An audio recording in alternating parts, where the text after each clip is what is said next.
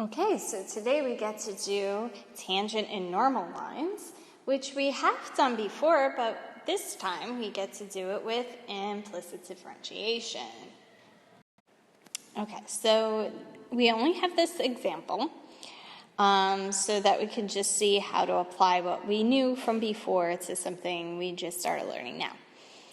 Find the tangent and normal, okay, so that implies lines, to the ellipse, so we have a curve, and it says at the point -1, 2. So we're given an x and we're given a y, always substitute at the ends. Okay, here we go. So when we need the tangent line, okay, we need the slope of the tangent line. So that implies we need dy over dx. Now, the normal line is one that is perpendicular to it. So we need actually the negative reciprocal. So if I do the negative reciprocal, this is what we end up needing for the slope of the normal line. So that's a little bit heads up. If let's say you get a slope of 0 for the tangent line, then that means that your normal line is not going to be a y equals equation. It's going to be a line with an undefined slope, so it'll be an x equals equation. Okay, so kind of giving you that heads up. So if this is undefined, then that one's going to be a slope of 0. Anyhow, let's get to our example already. Okay. So what we're going to do is implicit differentiation for this curve.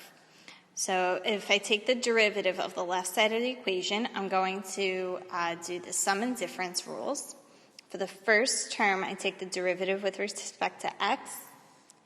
For the second term, I need to take the derivative of x times y. So that means I need the product rule. So first derivative of the second, which is 1, but we took the derivative y with respect to x, plus second derivative of the first, which when you take the derivative x with respect to x, it's just 1. Okay, so now we need the derivative with respect to x for the third term, which is going to be 2y dy over dx. Okay, and the right side of the equation, if we take the derivative of a constant with respect to x, or actually any variable, it's going to be 0. So I'm just going to distribute, okay, for this section we do the product rule here.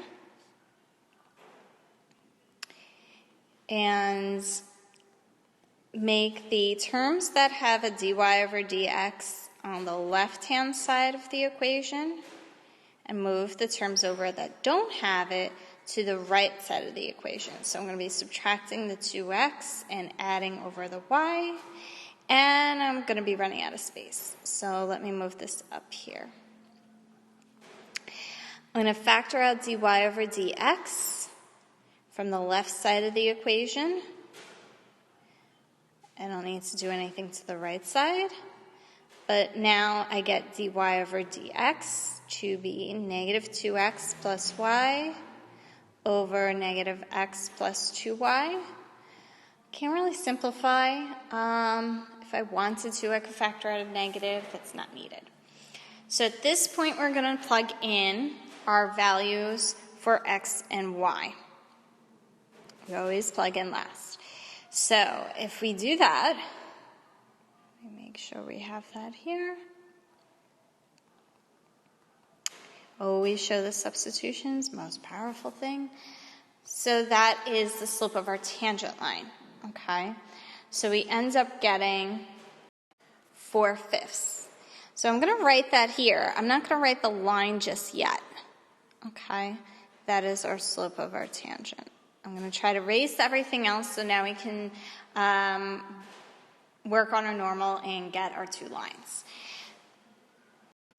Okay, so our normal would be the slope of a line that is perpendicular to the slope of the tangent. So our slope would be negative 5/4.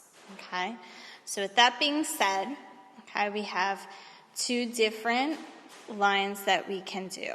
So y minus y1 equals m times the quantity x minus x sub 1.